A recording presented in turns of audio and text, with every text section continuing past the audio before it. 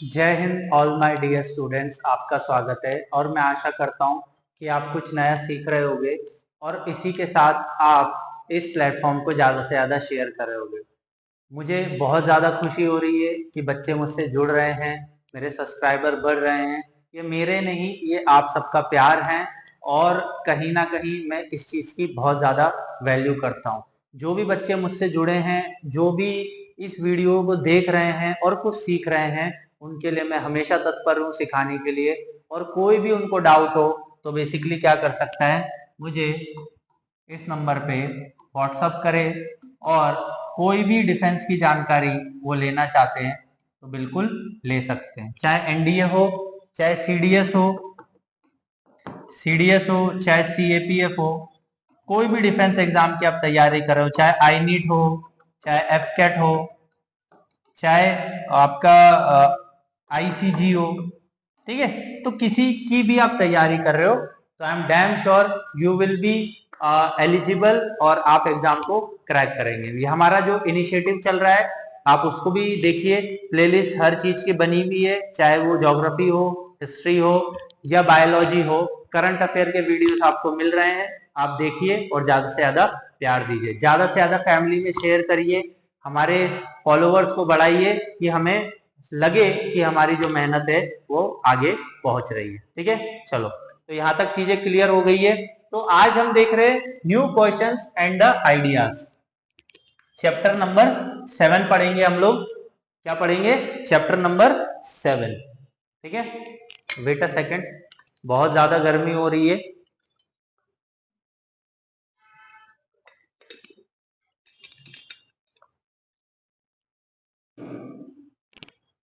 चलो स्टार्ट करें।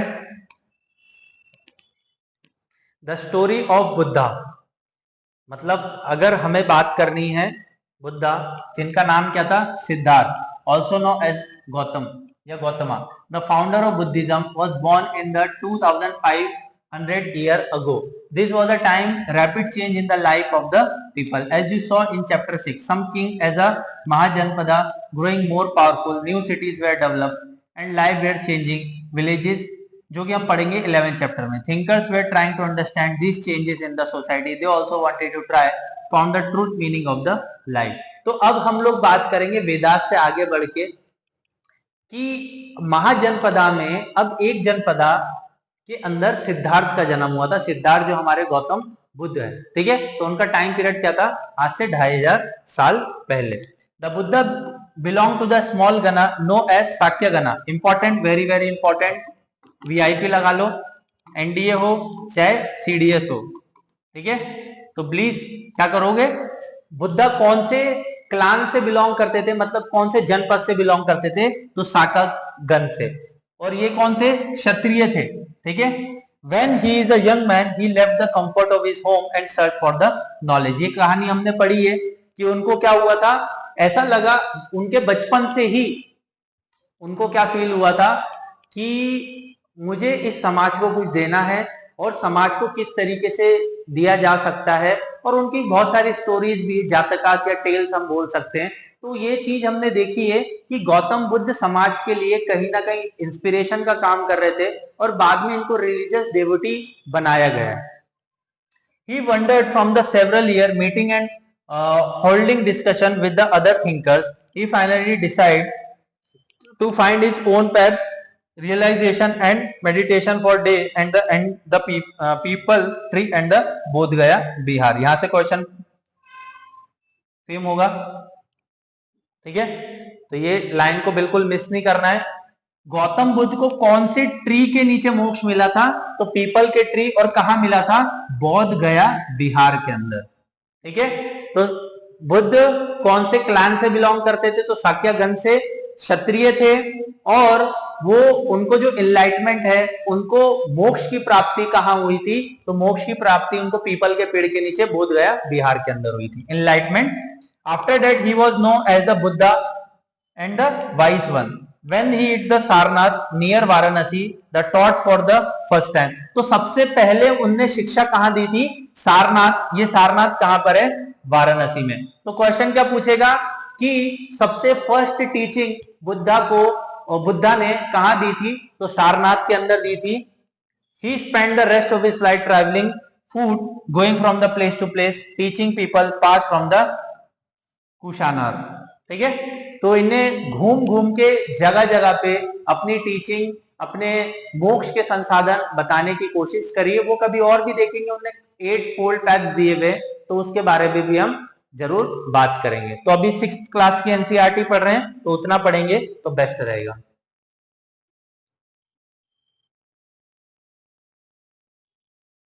चलो यहां इंपॉर्टेंट है, the stupa Sarnath, the building known as the stupa, mark the place where the Buddha first taught the message. तो सारनाथ के अंदर सबसे पहला मैसेज इनने दिया था। Next, Buddha taught that life is full of suffering and unhappiness. Gautam Buddha ji की ये वाली बात है ना, मेरे को बहुत अच्छी लगती है और कहीं ना कहीं मैं ये मानता हूं और ये सच भी है। गौतम बुद्ध जी क्या कह रहे थे? बुद्धा कह रहे थे कि ये जो लाइफ है ये सफरिंग से, मतलब आप देखो लाइफ में तनाव है और यहाँ क्या है? अनहैप्पीनेस, कोई खुश नहीं है। और ये सच्चाई है, चाहे वो बच्चा हो, चाहे बुढ़ा हो, चाहे जवान हो, वो क्या है? सफरिंग में, कोई ना कोई दुख से जी रहा है, अनहैप्पी है। This is cause because we have craving and desire. बहुत सही बात है, हर एक व्यक्ति की क्या है? डिजायर है, इच्छा है, और जब ये इच्छा रहेगी तो वो प्रताड़ना से गुजरेगा और खुश नहीं रहेगा। Which one can not be fulfil. इस जन्म में आप आपकी इच्छाएं कभी भी फुलफिल नहीं कर सकते। एक करोगे, एक से दूसरी होगी, दूसरी से तीसरी होगी, कितनी इच्छाएं आप पूरी करोगे? Sometimes even we get we are not satisfied and want even more and our other thing। हमको कभी कोई चीज मिल जाती है, फिर हमें और आगे की चीज चाहिए होती है। तो ये क्या सिंबल दिखा रहा है कि कहीं ना कहीं हमें इतनी तड़प मची रहती है, ज्यादा से ज्यादा हम लोग क्या चाहते हैं कि हम क्या करें, मतलब हमें सेटिस्फाई मिल सके। The Buddha describe that the thrust और तन्हा, मतलब हमें क्या होता है कि हमको एक तड़प मचती है कि हमें ये चीज चाहिए ही चाहिए, चाहिए ही चाहिए। He taught that this is a concern craving could be removed by the following moderation everything। तो हम गौतम बुद्धा जी ने रास्ते बताए हैं कि हम कैसे ये चीजें खत्म कर सकते, क्रेविंग को खत्म कर सकते हैं। He also taught people to kind and the respect the lives and the others including animals। तो गौतम बुद्धा जी ने क्या बताया है? हमको शांत रहना चाहिए, काइंड पर्सन रहना चाहिए और हमें रिस्पेक्ट करनी चाहिए सब लोगों की, जिसमें एनिमल्स भी आते। He believed that the result of action called the Karma. तो वो बिलीव क्या करते थे कि कर्मा पे आपकी डिपेंड करती है लाइफ। बिल्कुल, आप जैसा करेंगे वैसा भरेंगे। तो हिंदू रिलीजन में भी यही बात बोली जाती है, whether good or bad affect us the both in the life and the next। The Buddha taught in the language the ordinary people प्राकृत। मैं हमेशा बोलता रहता हूं, आम आदमी की भाषा प्राकृत थी। और ये देख लीजिए 6th क्लास की एनसीईआरटी में बच्चे लोग से जब मैं क्वेश्चन पूछता हूं हमारे इंडिया की ओल्डेस्ट लैंग्वेज कौन सी है, तो बच्चे बताते नहीं है, और बताते हैं तो संस्कृत बताते हैं। तो जन की भाषा क्या थी? प्राकृत। So that everybody could understand the message। तो ये किसकी भाषा थी? Taught the ordinary people, मतलब जो आम आदमी होते थे वो प्राकृत में। और बुद्धिज्म प्राकृत भाषा में लिखा है, तो पाली भाषा में क्या लिखा हुआ है आप मुझे बताएंगे। ठीक है, तो गौतम बुद्ध के जो विचार हैं वो बहुत अच्छे हैं। He also encouraged people to think for the themselves rather than the simple accept what he said। ठीक है, तो हम धीरे धीरे आगे बढ़ते हैं।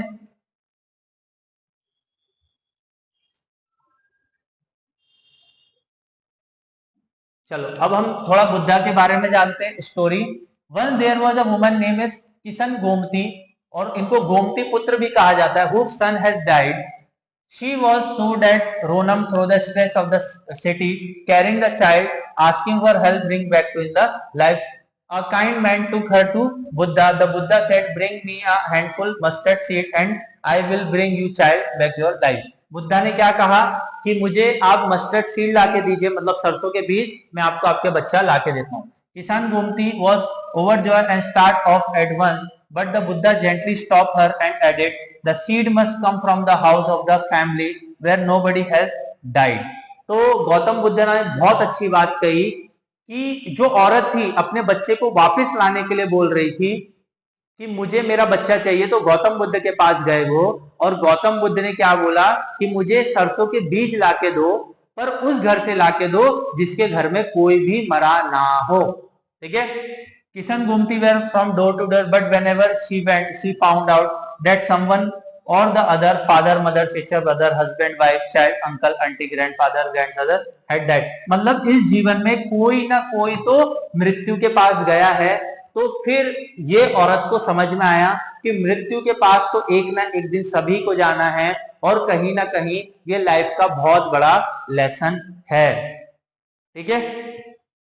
अब वापिस आगे बढ़ेंगे, थोड़ा उपनिषद देखेंगे और 6 schools of the Indian philosophy भी देखेंगे।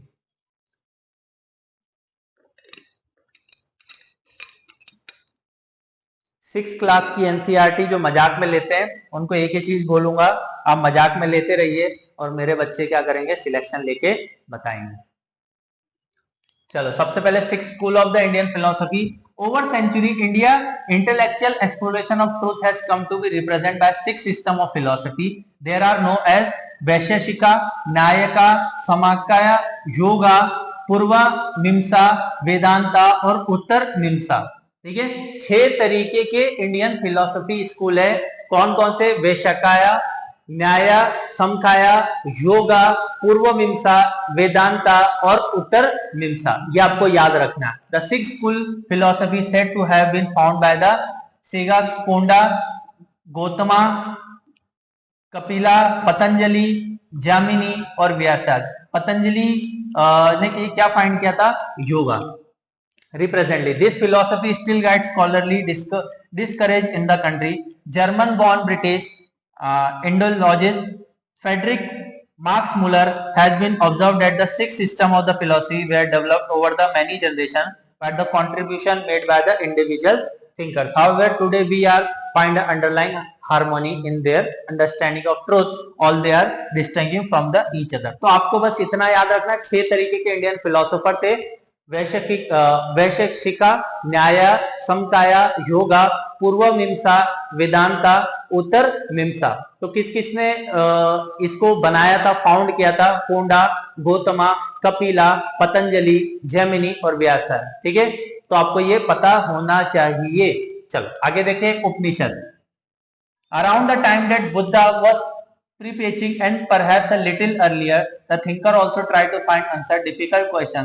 Some of them wanted to know about the life and the death, others wanted to know why sacrifice should be the performed. तो ये बुद्धा का जो टाइम पीरियड था वो वैदिक टाइम पीरियड बोल सकते हैं। तो वैदिक टाइम पीरियड में बड़े बड़े यज्ञ होते थे और यज्ञ के अंदर सेक्रीफाइस होती थी। तो हमारा समाज जो है वो सेक्रीफाइस से परेशान था। कैसे परेशान था, समझने वाली बात है। समझिए, हमारा समाज परेशान क्यों था कि देखिए,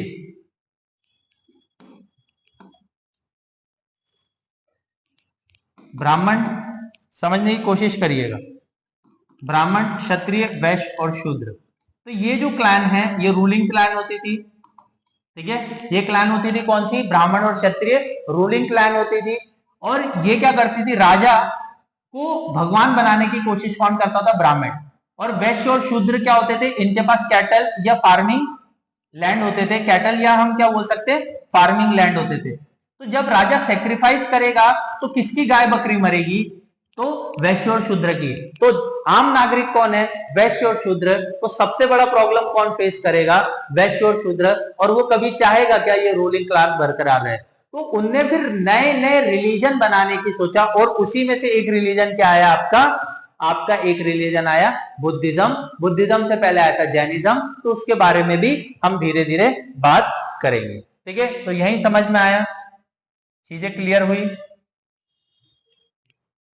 चलो, perform. Many other thinkers felt that there was something permanent in the universe that could last even the death. They described as the atma or the individual soul or the brahmana, the universal soul. आत्मा जो एक individual soul होती है, और ब्रह्मांड ये क्या होता है? यूनिवर्सल। दो तरीके की होती है, एक जो आत्मा जो हमारे अंदर है और जो इस यूनिवर्स के बाहर है उसे हम क्या बोलेंगे? ब्रह्मना। ठीक है। They believe that ultimately both the आत्मा एंड ब्रह्मना वेर वंस।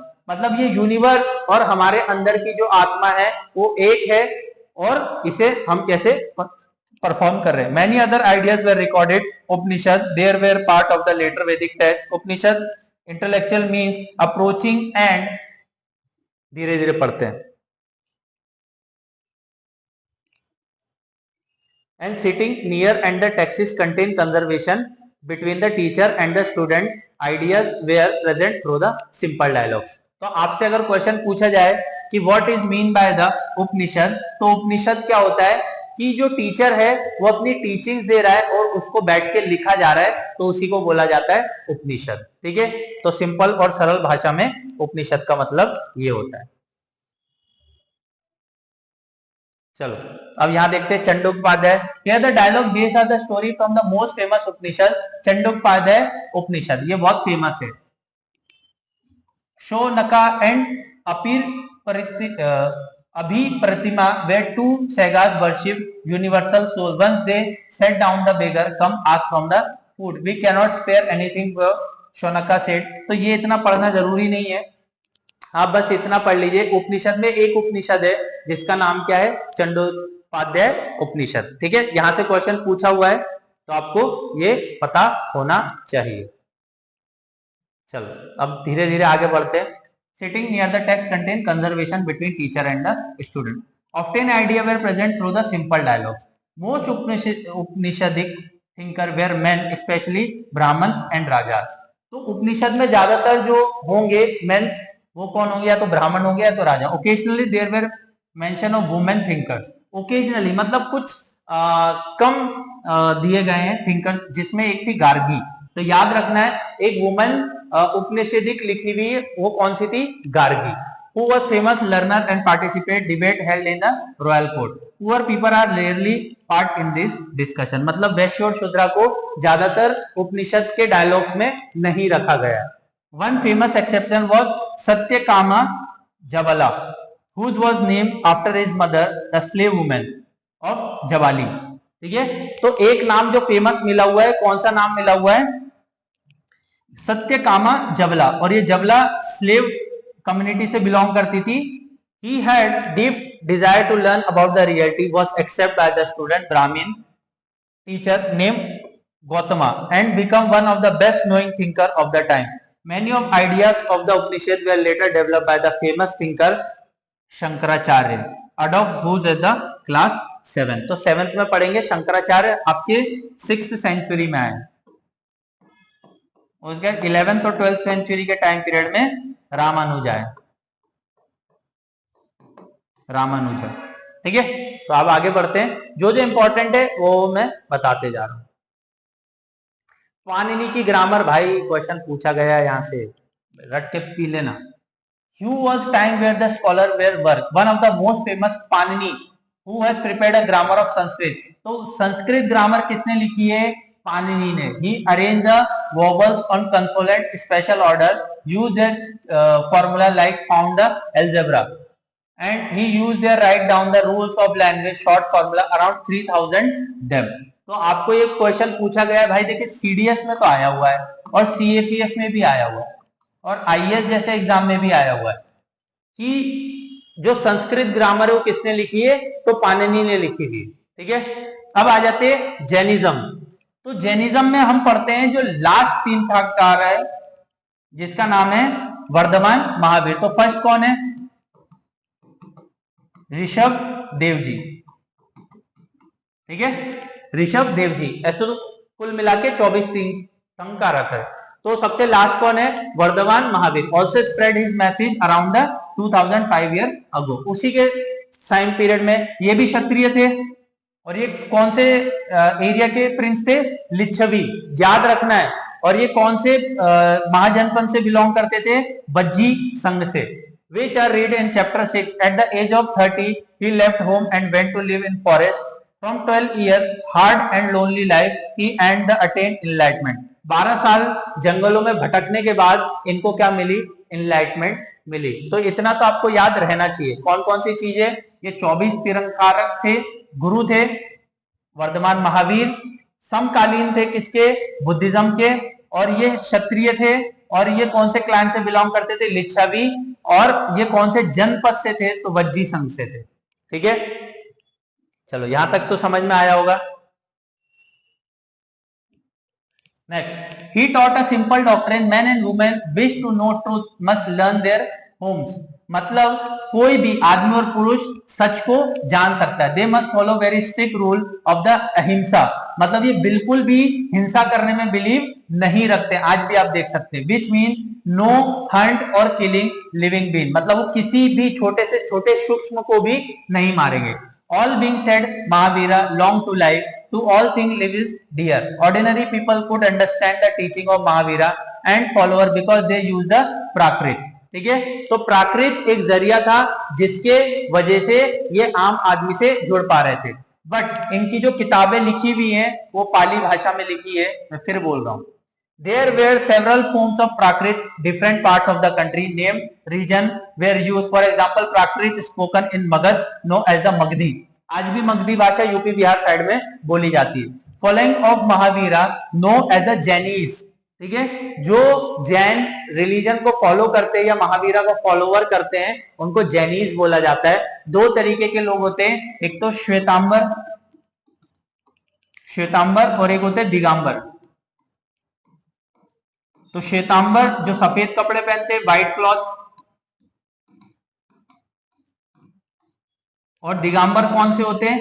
जो कि बेसिकली आपको ये बोलते हैं कि हम पैदे ही बिना वस्त्र के आए थे तो हम रहेंगे भी बिना वस्त्र के, उसको क्या बोलेंगे? Digambar. had to lead very simple life, begging of the food, they had to absolute honest and there will specially ask not to steal। also they had to observe celibacy। celibacy मतलब ब्रह्मचारी। ठीक है, ब्रह्मचारी बनना पड़ेगा। सेलिबेसी मतलब क्या होता है? ब्रह्मचारी। And man had to give up the everything including their clothes. ठीक है, तो यही बात है। तो ओरिजिनल जो दिगंबर्स है वो इन्हीं को फॉलो कर रहे हैं, 24वें तीर्थंकर को। और 24वें तीर्थंकर ने ही क्या किया था? सेलिबेसी भी लाया, ब्रह्मचारी। चलो आगे देखें। Jain, the word jina come from the jina meaning the conqueror. ठीक है, थोड़ा सा पता रहना चाहिए। It was very difficult to most man and the women follow this strict rules, nevertheless thousand left their home to learn and teach the new way of the life. मतलब आदमी और औरत के लिए ये स्ट्रिक्ट रूल फॉलो करना थोड़ा सा डिफिकल्ट था, बट बहुत से ऐसे लोग थे जिनने ज्वाइन किया। Many more remain behind the support, those become the Monks and nuns providing them food. Jainism was support mainly by the traders. आज भी आप देख सकते हैं जैनिज्म, जो भी जैन धर्म को फॉलो कर रहा है वो ज्यादातर व्यापार में स्थित होंगे, व्यापार में जुड़े रहेंगे। और कौन? Farmer who had kill insect to protect their crop found it more difficult to follow the ruler. तो किसान इनके फॉलोवर नहीं बने, पर हाँ बनिया लोग जो ट्रेडर है वो इनके फॉलोवर जरूर बने। Over 100 of the year Jainism spread the different part of the north India, Gujarat, Tamil Nadu, Karnataka. The teaching of Mahavira, his followers were transmitted orally several centuries। मतलब जो महावीरा की जो टीचिंग्स थी एक व्यक्ति से दूसरे व्यक्ति, दूसरे से तीसरे, तो ऐसे हजारों साल तक चली है। They were written down in the form which they are presently available, the place called Vallabhi, Gujarat. और about 15 years ago, मतलब 1500 साल पहले क्या लिखा गया है? महावीर की वाणियां लिखी गई है। और कहाँ लिखी गई है? वल्लभी, गुजरात में। तो बहुत अच्छा है, आप जाके एक बार देखिए वल्लभी, गुजरात में, और उनकी कहानियां भी आप पढ़ सकते हैं।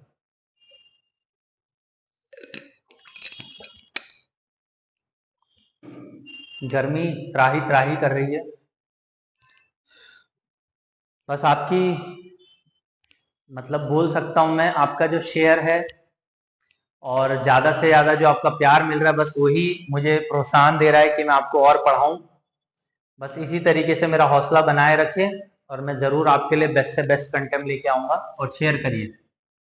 द संगा, both the Mahavir and the Buddha felt that only those who left their home could again true knowledge. They arrange from them together Sangha, associate those who left their homes. The rule made from the Buddhist Sangha were written down in the book Vajrayana Pitaka। तो Buddhist संगा की जो बातें हैं वो किसके अंदर लिखी गई है? विनायका पिटका। मैंने ये बोला सुत्त पिटका, विनायक पिटका, ये सब पिटाका है जो किसकी है? बुद्धिज्म की। From this we know that there separate branches for men and women, all men could join Sangha, however children had to take the permission for their parents और स्लेव फ्रॉम द मास्टर। ये question पूछा हुआ है, IAS में आया हुआ है। कौन कौन बुद्धा की संघा को ज्वाइन कर सकता है? बुद्धा के ग्रुप को कौन कौन ज्वाइन कर सकता था? मेन और वुमेन, पर वुमेन्स अभी तक हमें कहीं दिखी नहीं है। वुमेन्स के लिए अलग पार्ट था, शुरुआत में वुमेन्स को अलाउड नहीं था, पर बाद में धीरे धीरे उसके अंदर चेंज आया है। और जो बच्चे थे, वो बच्चे अगर ज्वाइन करना चाहते हैं बुद्धा की संघा को, तो पेरेंट्स से परमिशन लेनी पड़ेगी। दूसरी चीज, स्लेव जो बंदी होते थे वो भी ले सकते हैं इसमें, पर मुद्दा ये वो अपने मास्टर से मतलब ओनर से परमिशन ले। Those who work from the king had to take permission and divide their creditor। मतलब अगर कोई बैंक करप्ट है तो वो पहले डेबिट से फ्री हो जब जाके ले सकता है, और वुमेन उसको अपने हस्बैंड से परमिशन लेनी पड़ेगी। Men and women who joined the sangha led the simple life. They meditate for most of the time and went to cities and village, begged from food during feast hour। मतलब उनको क्या करना है? भीख मांगना पड़ेगा, बेक करना पड़ेगा, जब भी उनका पालन होगा। That is why they were known as the भिक्खूस। उनको क्या बोला जाता था? भिक्खूस। प्राकृत वर्ड रिनाउंस बेगर। ठीक है, समझ में आया बुद्धिज्म की कुछ फिलॉसफी, संघा कुछ समझ में आया, चीजें क्लियर हुई? कुछ डाउट है तो आप पूछ सकते हो, एक एक लाइन में आपकी क्लियर करके आराम से दे रहा हूं। आदमी को भिक्खूस बोला जाता था, और भिक्खूस किसको बोला जाता था? फीमेल को। They taught other and help the another. They also had meeting to settle quarrels take place in the Sangha. वो मिलते भी थे अलग अलग बातों से। Those who joined the sangha included Brahmin, Kshatriya, merchant, laborers, barber, custom slave. Many of them wrote down the teaching of Buddha. Some are composed beautiful poem describe their life of sangha। तो बहुत सारी किताबें लिखी गई हैं बुद्धा के ऊपर, और कहीं ना कहीं जो सुतकास है, पिटकास है, तो इनके ऊपर लिखी गई है। कोई भी रिलीजन से वो बिलोंग करता हो, ब्राह्मण, क्षत्रिय, वैश्य, शूद्र, फार्मर, कोई भी रहे, वो इस संघ को ज्वाइन कर सकता था। और ये एक प्लेस था जहां आपको कोई जातिवाद देखने को नहीं मिलेगी। देखिए केव्स, कार्ला जो कि महाराष्ट्र के अंदर है, लोनावला के पास में, देख सकते हैं कार्ला की caves. Monasteries began with the Jain and Buddhism. Monks were from place to place throughout the year, teaching people. The only time they stay place during the rainy season। मतलब बारिश के समय में ही तो वो रहेंगे, तो बारिश के समय में वो कहाँ रहते थे? इन गुफाओं में रहते थे। उन्हीं को बोला जाता था Buddhist monasteries. When it was very difficult to travel, then they support their built temporary shelter for garden and they live in the natural caves, hilly areas. वो ज्यादातर या तो गार्डन्स में रहेंगे या तो नेचुरल केव्स के अंदर रहते थे। ठीक है, क्योंकि इन लोग का काम क्या था? एक जगह से दूसरी जगह जाना और अपनी टीचिंग्स फैलाना। As time went on, many supporter of monks and the nuns, they themselves felt their need for more permanent shelter, and so monasteries were built, were known as the viharas। तो आपसे question पूछा गया है, जहां Buddhist Monks रहते थे उसको क्या बोला जाता था? तो विहाराज बोला जाता था। ठीक है, क्या बोला जाता था? विहाराज बोला जाता था। यह आप क्वेश्चन पूछा गया है। चलो आगे देखें। The earliest vihara were made of wood. जो पहले के विहारा से वो किसके बने हुए थे? वुड्स के बने हुए थे, मतलब लकड़ियों के। एंड देन ब्रिक्स, धीरे धीरे ईंटों के बनने लगे। When even caves they dug out in the hills, especially the western India। तो आप थोड़ा सा ये पढ़ेंगे, बुद्धिस्ट टेक्स्ट क्या बोल रही है। Very often the land on which vihara was built donated by the rich merchant and the lords or the kings। तो जो विहारास होते थे, जो जहां बुद्धिस्ट मॉन्क रहते थे, वो जर्नली वो जर्नली या तो लैंडलॉर्ड देगा, या तो रिच मर्चेंट मतलब जो धंधा कर रहा है वो देगा, या तो किंग देता था। या local people came with the gift and the food, clothing, medicine, Monks and the nuns. मतलब जो उनके भिक्षु भिक्षिकाएं होती थी, उनके लिए मेडिसिन वगैरह ये सब गरीब लोग लेके आते थे, फल फूल वगैरह। In return, they taught the people over the century. Buddhism spread the many part of the subcontinent beyond. You learn about the chapter 10। तो 10 चैप्टर में हम ये चीज पढ़ेंगे, क्योंकि बुद्धा बहुत फैला है, बुद्ध रिलीजन बहुत ज्यादा फैला है। System of ashramas. Around the time when Jain or Buddha were become the popular, Brahmin developed the system of ashramas। आश्रम का कॉन्सेप्ट कब आया? जब जैन और बुद्धिज्म बढ़ने लगे। Hence the word ashrama does not mean place where people live and meditate. It is usually instead for the stage of the life. 4 ashramas were recognized: ब्रह्मचार्य, गृहस्थ, उसके बाद वन वनस्पति और समास्य। ये 4 क्या होते थे? आपके आश्रमास होते थे। आज भी जब आप बात करेंगे 4 आश्रमास की, तो सबसे पहले ब्रह्मचार्य। ब्रह्मचार्य आप रहेंगे कब तक? जब तक कि आप 16 साल के नहीं हो जाते। वुमेन्स के लिए जब तक वो प्योरिटी नहीं आ जाती। गृहस्थ मतलब 16 साल के बाद आपको गृहस्थ रहना है, आपको बच्चे पैदा करने हैं, अपने परिवार को चलाना है। उसके बाद आप क्या करेंगे? वनप्रस्थ कर जाएंगे। वनप्रस्थ आप कब कर देंगे? 35 की ईयर पे, ठीक है। उसके बाद आप वन में जाके समस्य मतलब अपने आप को त्याग कर देंगे। तो 4 तरीके का आश्रम होते। Brahmin, Kshatriya, Vaishya men were expect to lead some lives and the study Vedas during the early year their Brahmacharya. तो ब्रह्मचार्य में ब्राह्मण, वैश्य ब्राह्मण, क्षत्रिय और वैश्य को ही अलाउड था कि वो कुछ वैदिक लिटरेचर पढ़ ले अपने ब्रह्मचार्य काल में, मतलब 16 साल की उम्र में, ठीक है। Then they had marry and live the household, गृहस्थ, जो वो शादी कर लेंगे उसे गृहस्थ बोलेंगे। Then they live in the forest, उसको वनप्रस्था बोलेंगे। Finally they had give everything and become समस्य। समस्य मतलब अब वो इस दुनिया से जाने की बात कर रहे हैं। The system of ashrama allow men to spend some time of their life for the meditation. आज भी देखेंगे जो बुढ़े बुजुर्ग होते हैं, जो दर उम्र होते हैं, वो लोग ये आश्रम को फॉलो करते हैं। आज भी बोला जाता है 20-25 साल के हो जाते हैं तो भैया अब तो शादी कर लो। वो इसी के कारण है, आश्रमा जो हमारी फिलोसफी है उसी की वजह से।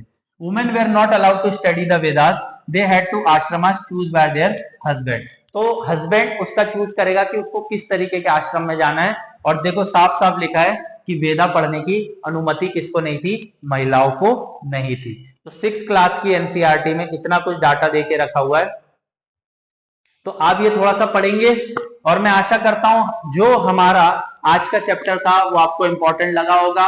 और 6 क्लास की एनसीईआरटी से इतना सारा कॉन्सेप्ट आपके पेपर में, आपके अपकमिंग डिफेंस एग्जाम में आएगा। तो बस आपको क्या करना है? ज्यादा से ज्यादा शेयर करना है और मेरी मेहनत को सफल करना है। Thank you all.